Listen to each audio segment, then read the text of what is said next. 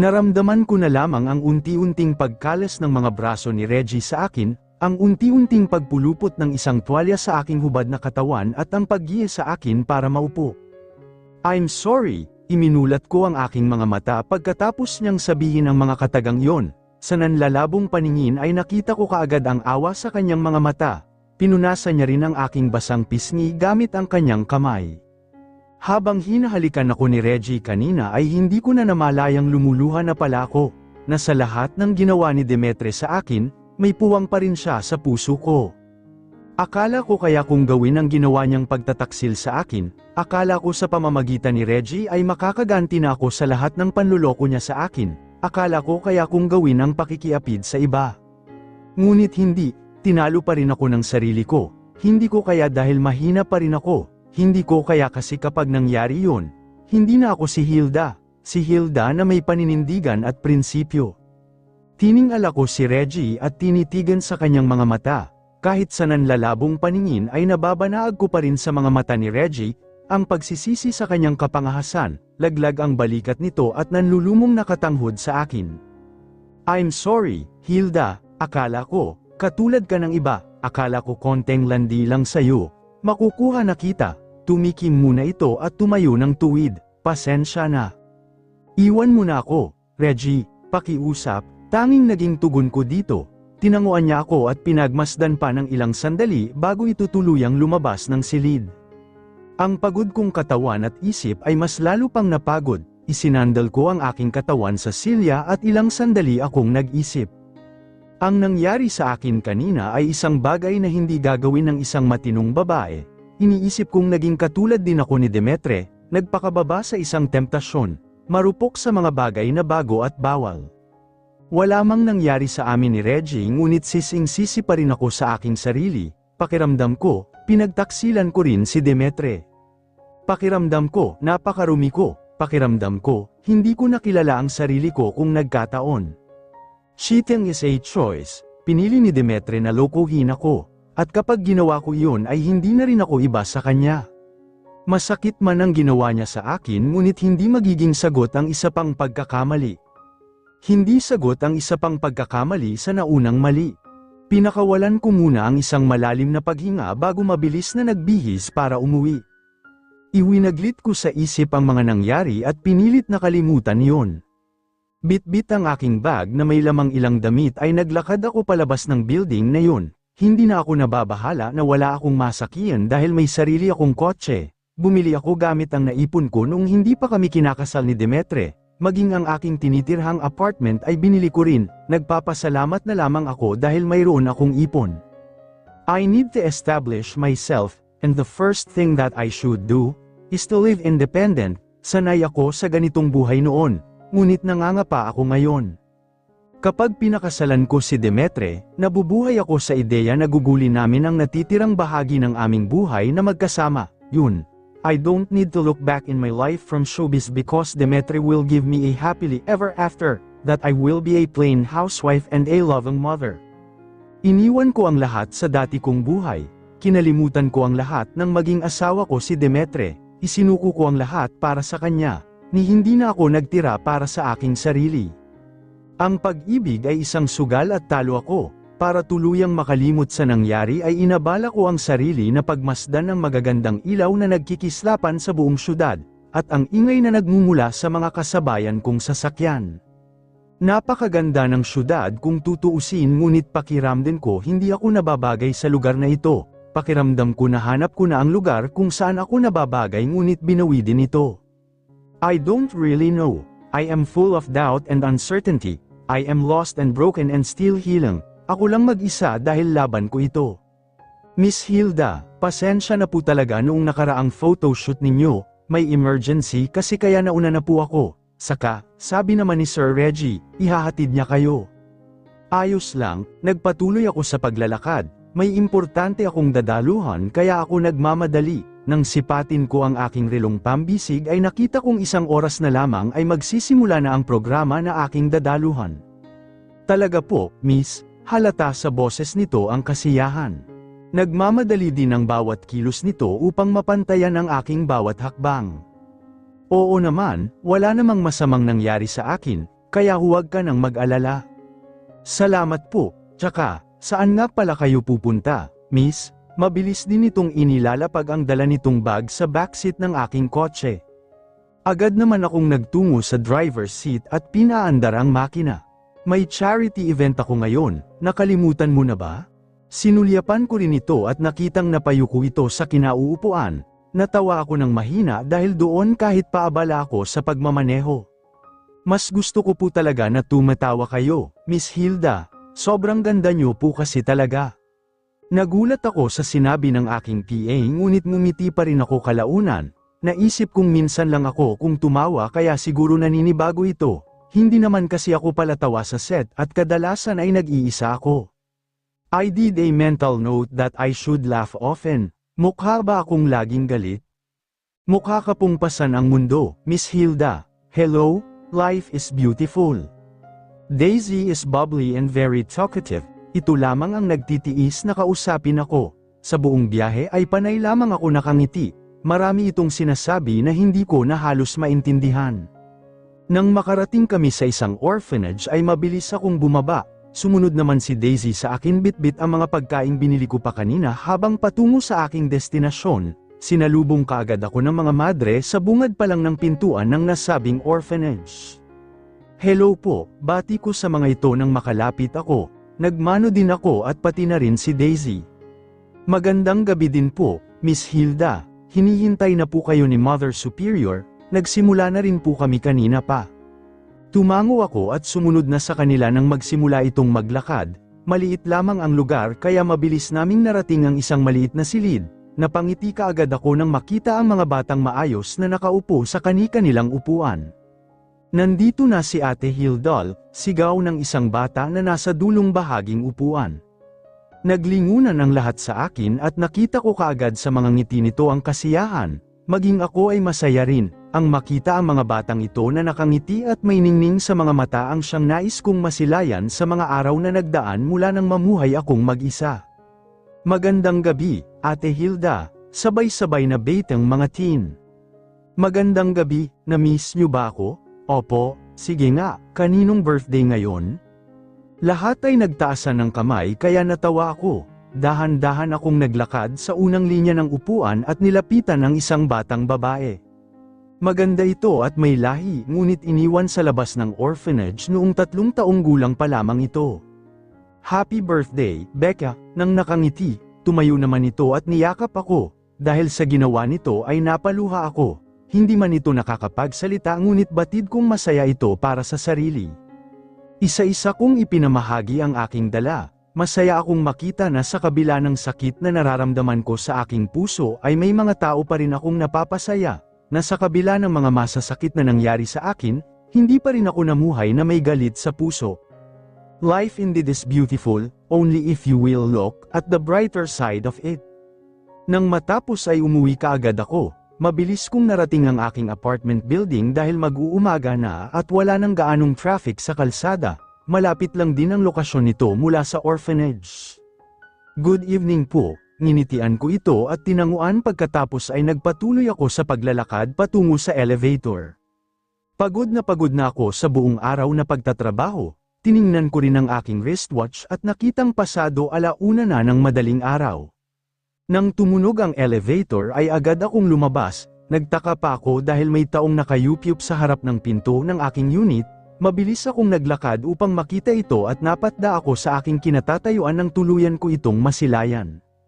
My heart ached again, seeing him standing and sleeping while waiting for me outside my unit, nakakaawa kong tutuusin pero dapat pa ba akong maniwala?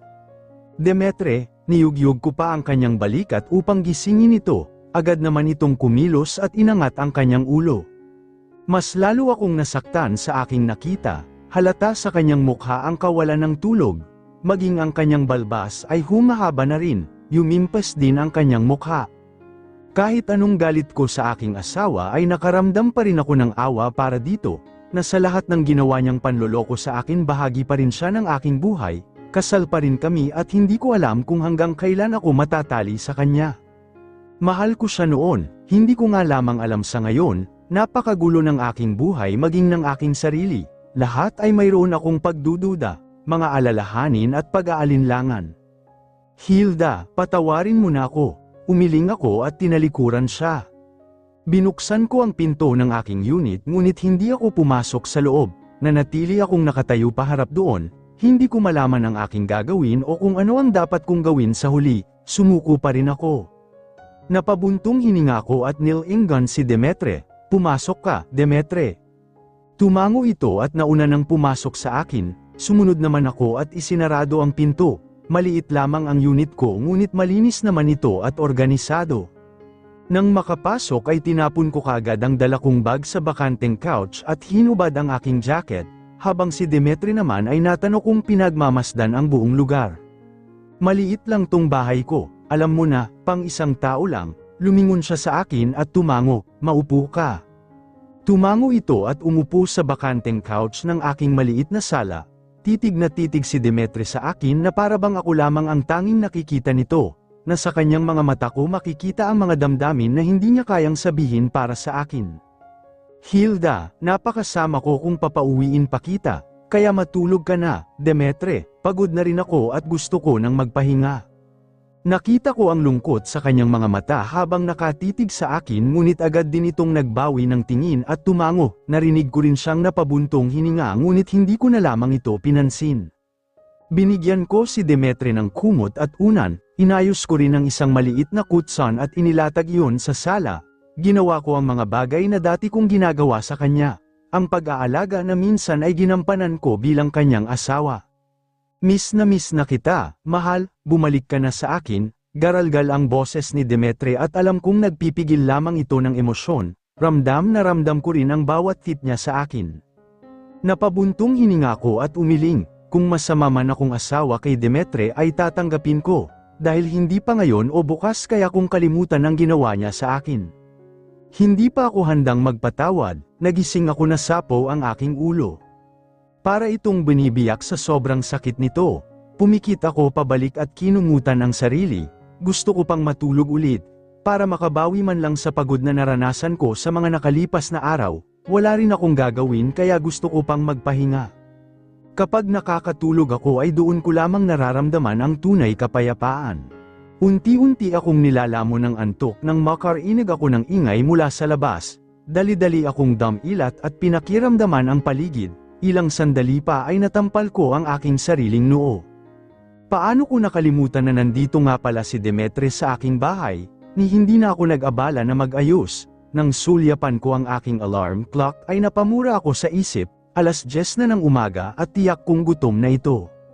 Nakakainis, mabilis ang aking mga hakbang patungo sa aking maliit na sala, nilibot ko ang aking paningin at nagtaka nang wala na doon ang aking dating asawa. Maayos na rin itong naitupi ang ginamit na higaan kagabi, isang bagay na nakakapanibago para sa akin. Ipinagkibit balikat ko na lamang ang aking nakita at sinundan na lamang ang mahinang ingay na aking naririnig. Galing ito sa kusina kaya dali-dali akong nagtungo doon.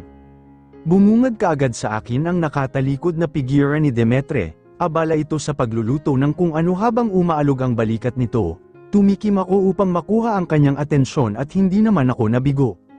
Kinatok mo na sana ako, hindi ka pa naman sanay magluto, nilapitan ko siya at tiningnan ang kanyang ginagawa, napataas pa ang kilay ko nang hindi lamang simpleng agahan ang ginawa nito. Isang shrimp and bacon fried rice iyon na may maraming dahon ng sibuyas sa ibabaw, tapos na rin siyang magluto ng hotdog at sunny side up na itlog na napakagandang tingnan dahil gitnang-gitna ang yolk. Ayos lang, naaalala ko kasi noong magkasama pa tayo. Ni hindi man lamang kita na ipagluto kahit kailan. Saglit niya akong tinitigan at nginitian ng bahagya pagkatapos ay ibinalik na naman niya ang atensyon sa kanyang ginagawa.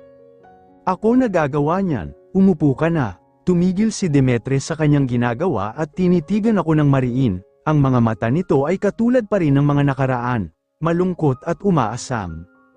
Hilda, hayaan mo naman akong pagsilbihan ka. Gusto kong makita mo na nagsisisi na ako. Na sana, sinabi ko sa'yo ang totoo. Sumasakit ang ulo ko at ayaw ko nang dagdagan pa ng isang isipin, umupo ako roon at hinayaan siyang pagsilbihan ako na tulad ng nais niya. Isa-isa niyang inilalagay ang mga pinggan na may lamang pagkain sa mesa. Habang ako naman ay mataman lamang na nakamasid sa kanya, Hindi ko maiwasang isipin na sa loob ng 1 taon at mahigit na pagsasama namin ni Demetre ni minsan ay hindi niya pa nagawa ang bagay na ito. Unti-unti na namang sumibol sa aking puso ang isang hindi maipaliwanag na pakiramdam na dahan-daang bumabalot sa aking puso na lumilikha ng isang walang kamatayang kahungkagan. Sadyang may mga bagay na tsaka na lamang natin mapapansin kung kailan pa natin ito naramdaman. Binulag ko ang aking sarili sa pag-aakalang kailangan kong ibigay ang lahat kay Demetre, na kailangan ko siyang pagsilbihan dahil asawa niya ako, ngunit ngayon, napagtanto kong mali pala ako, na dapat pala sa isang relasyon ay dalawa kayong kikilos, sa isang relasyon dapat may ibigay ka ngunit dapat din ay mayroon kang makuha. Sa isang relasyon, dapat give and take, pasensya ka na at yan lang ang alam kong lutuin, nakialam na rin ako sa kusina mo, kumain ka na, Hilda. Tumango ako at dinampot ang tinidor na inilagay niya sa aking plato. Kumain ka na rin, Demetre, pero Hilda para sa'yo yan. Hindi ako nakakakain kapag may nanonood sa akin, hindi mo nga talaga ako kilala, Demetre. Tumango siya at agad na tumililis upang kumuha ng sariling plato. Pagkatapos ay umupo siya kaagad sa katapat kong silya, akmang kukuha ako ng pagkain ng inunuhan niya ako sa paglalagay nito sa aking plato. Kailan ka ba uuwi? Kanina pa kami kumakain at wala ni isa sa amin ang naglakas ng loob na magsalita. Hindi ako uuwi, Demetre, ito na ang bagong buhay ko. Nakakaawa kung titingnan ng isang mayor na nagpapakababa para sa akin. Marahil ang iba ay magagalit pa sa akin, ngunit masisisi ba nila ako, nasaktan ako, ginago at higit sa lahat nawalan ako ng anak. Pilit siyang gumagawa ng paraan upang kausapin ako at humingi ng tawad ngunit lagi na lamang ay nababara ko ang kanyang mga sinasabi. Hilda, patawarin mo na ako, nagsisisi na ako, bakit ba tayo nagkaganito? Bakit hindi mo naaalala, may amnesia ka na ba? Alam ko, nagkamali ako, Hilda, pero hindi mo ba ako mapagbibigyan? Kanina ko pa siya pinapaalis ngunit palagi na lamang itong nagmamatigas. Hindi ko alam kung nakakaintindi ba siya sa akin o talagang makapal ang kanyang mukha. Sa tingin mo ba, ganoon lang kadali yun, na kapag hihingi ka ng tawad ay agad-agad kitang patatawarin, hindi mo alam kung gaano kasakit ang ginawa mo sa akin, Demetre, sa lahat ng babae, ang kakambal ko pa, hindi ko nga alam kung bakit maayos pa rin ang pakitungo ko sa'yo. Muli ay nalisahan ko na naman ang pait sa aking buong pagkatao. Natanong ko rin ang sarili kung kailan ba ako makakawala sa masalimuot na pakiramdam na yon, siguro kailangan ko pa ng mahabang panahon, marahil ay hindi pa sa ngayon. Wala akong kasalanan, inakit niya lang ako, ikaw ang mahal ko, Hilda. Maniwala ka naman sa akin, kung mahal mo ako, hinding-hindi mo ako sasaktan, masama ba ako Demetre? Nagkatitigan kami ni Demetre ng ilang sandali, pagkatapos ay kusa siyang nagbaba ng kanyang ulo. Alam kong kailangan namin ni Demetre na hanapin ang aming sarili, kung ano ba talaga ang tunay naming nadarama para sa isa't isa. Umuwi ka na, ramdam ko man ang sinseridad sa boses ni Demetre, ramdam ko man ang kanyang pagmamakaawa, ngunit, tanging iling pa rin ang kaya kong isagat sa kanyang hiling na kapatawaran. Tumango siya at laglag ang mga balikat na nilisan niya ang aking apartment, mapapatawad ko man si Demetre ngunit hindi pa ngayon. Maraming nangyari. Maraming nagbago, hindi pa rin ako bumabalik ng balayan tulad ng sinabi ko. May mga tao akong gustong madalaw, may mga tao akong gustong makausap, ngunit, hindi ko alam kung natatakot ba ako o nasasaktan ang dahilan kung bakit hindi ko magawang umuwi. Alam kong malapit na akong magbalik sa lugar na yon, election is approaching and it is inevitable. Minsan dinadalaw ako ng mama ni Demetre ngunit hindi rin ito nagtatagal, hindi na rin katulad ng dati ang pakikitungo nito.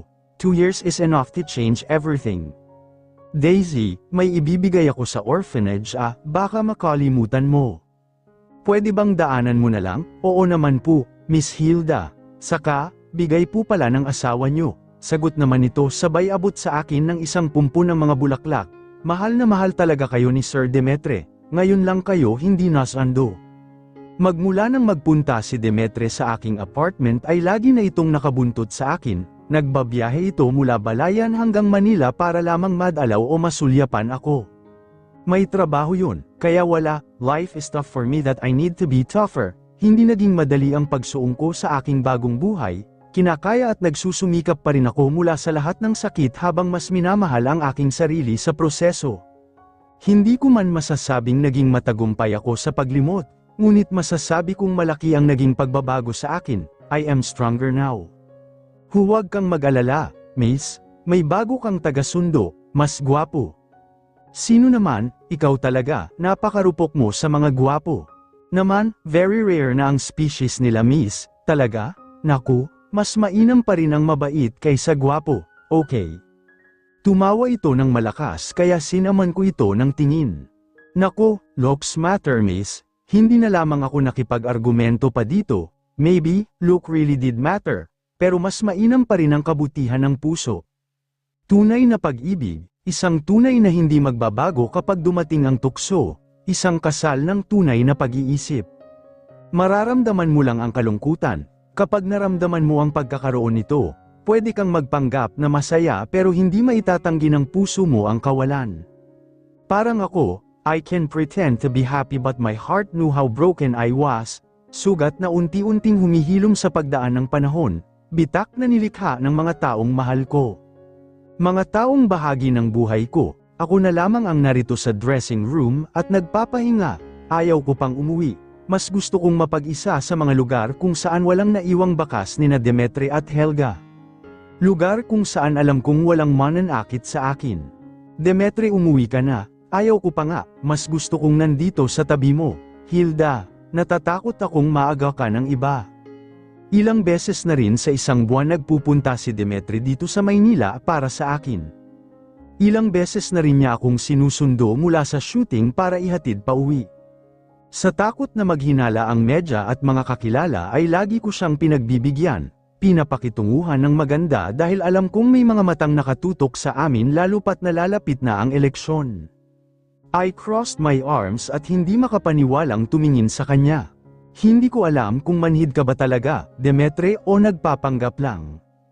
Alam mo na sa simula pa lang ang sitwasyon natin, di ba? Bakit mo pa pinipilit ang mga bagay na hindi na pwede?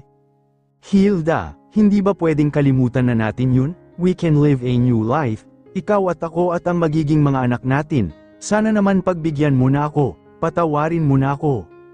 I can always forgive, Demetri, but I can't forget.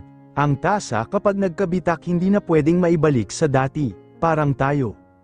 Pareho rin kaming nagulat ng isang malakas na katok kaming narinig, nagkatitigan pa kami saglit bago ko napagdesisyonan na buksan ang kung sino man sa pinto.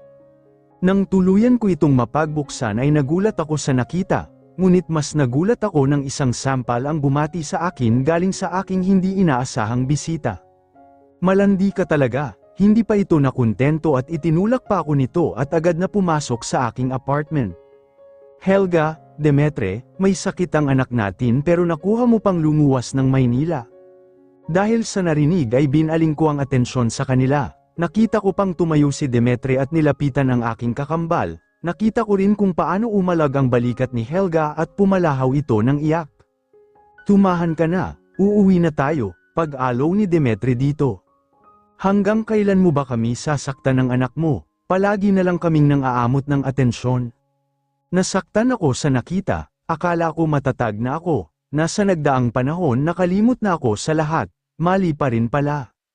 Ngunit mas mali kung patuloy akong kakapit kung alam kong sakit lang ang ibibigay nito sa akin. Sa mga sandaling iyon ng aking buhay naisip kong tama ang naging desisyon ko. May mga bagay na kailangan ko ng bitawan dahil may mas higit na nangangailangan nito. Si Helga at ang anak niya, kailangan nila si Demetri higit sa akin. Naputol ang lahat ng iniisip ko nang may marinig akong mahinang pagkatok, nanlaki kaagad ang aking mga mata nang makita kung sino yun. Akala ko, may masama nang nangyari sa'yo, dama ko sa kanyang boses ang pag-aalala para sa akin na ipinagtaka ko. Gilbert, alam kong gwapo ako pero hindi ko akalain na nakakatulala pala ang kapugian ko. Kumusta ka na, Hilda?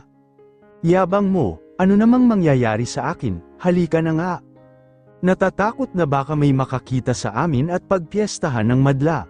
Ang lamig ng kamay mo, Hilda, pasensya ka na, nag-iingat lang kasi. Ako, nakahinga na rin ako ng maluwag dahil malapit na kami sa kanyang sasakyan. Nakahawak siya sa aking kamay habang dala sa kanyang balikat ang aking bag, Kung may makakakita man sa amin ay tiyak kong iba ang iisipin. Sumakay kami sa dala niyang sasakyan at parehong tahimik na pinapakiramdaman ang bawat isa. Naiilang ako kay Gilbert na hindi ko maipaliwanag, napangiti ako sa aking naisip. Masaya akong makita ka, Hilda, lalo na kapag ngumingiti ka ng ganyan. Salamat, bakit ka pala nandito? Sinusundo kita. Nasa Manila Pen sina Papa, gusto kanyang makausap. Ngayon na ba? Nagdadalawang isip ako kung kaya ko na bang makaharap ang papa ni Demetre. Natatakot ako dahil alam kong may galit ito sa akin. Hindi, sinadya ko talagang agahan dahil gusto kong maglibot sa Maynila kasama ka Hilda. Gwapo si Gilbert, bagay na bagay sa mukha nito ang kulay kayumanggi nitong balat. Malaki ang katawan ni Gilbert na alam kong batak sa gawaing bukid. Ngunit sa kabila niyon, hindi maitatangging angat ito kumpara sa mga nakikita ko palagi na mga celebrity. Hindi ko alam na nakakagwapo pala ang bukid, papaano ko nasabi ang bagay na yun nang hindi ko namamalayan. Hindi ko rin alam na nagiging balera ang mga taga Maynila, pero, salamat pa rin.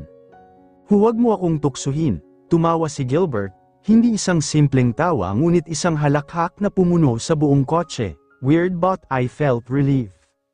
Mula nang mamuhay akong mag-isa lagi na lamang akong nakadepende dito. Minsan dinadalaw ako ni Gilbert, madalas naman ay tinatawagan. Lagi niyang ipinapakita ang aking kabayong si Hagibis at ang malawak na taniman na kanyang pinapamahalaan. Wala man kaming matinong pinag-uusapan ngunit ramdam ko ang pag-aalala niya sa akin. In life, we only need one person, isang taong kaya tayong samahan sa lahat ng pighati at kasiyahan, yung taong hindi tayo iiwan kahit nakatapusan na ng mundo. Maswerte ako dahil hindi lang isa ang meron ako, I had Anchete and Gilbert with me, at ngayon, nadadagdagan pa sila, ang orphanage na itinuring ko ng pamilya, si Becca na laging nagpapasaya sa akin kapag malungkot ako, silang lahat na laging kasama ko sa pagbabago. Saan tayo pupunta ngayon? Kahit saan mo gusto, Hilda. Sa kabila ng nagdaang panahon ay ramdam ko pa rin ang pagkagusto ni Gilbert sa akin. Pwede bang mamili tayo sa mall, tapos punta tayo sa orphanage? Basta para sa iyo, alam ko kung gaano mo sila pinapahalagahan kaya, syempre naman. Gusto ko kasing makita ang mga bata, sayang, nauna na si Daisy. Family does not define by blood, it is a union of hearts. The willingness to be with each other every time, and the readiness to help when someone is in a pure and genuine love without expecting in return.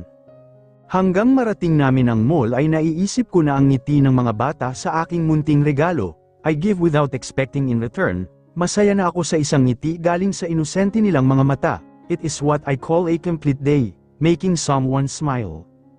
Hinintay kong may park ni Gilbert ang kanyang sasakyan. Dali-dali kong binuksan ang pinto ng kotse ngunit nakalock pa yun kaya agad ko siyang binalingan. Bakit ka nakangiti dyan? Buksan mo na, dali, pinilit kong haluan ng inis ang aking boses ngunit hindi rin niya ito pinansin, pagkatapos ay sumeryoso ang mukha nitong nilapitan ako. Hindi ko alam kung ano ang dapat kong gawin, kumakabog ang puso ko dahil sa kaba habang pinagmamasdan siyang papalapit, I instantly closed my eyes when I saw him nearing me. Natatakot ako. Ayan, bagay pala sa'yo ang may salamin sa mata.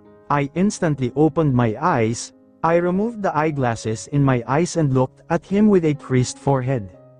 Ano naman ang gagawin ko dito? Disguise? Tumango ako at isinuot ko pabalik ang eyeglasses. Agad kong binalingan si Gilbert at nakitang titig na titig lamang ito sa akin. Bagay ba? Hindi na ba ako makikilala? Hanggang kailan mo balak mahalin ang kapatid ko? Hilda? Dahil ngayon, gustong-gusto kong halikan ka, my heart beat faster that it hurts me. They said it only take a second to fall in love.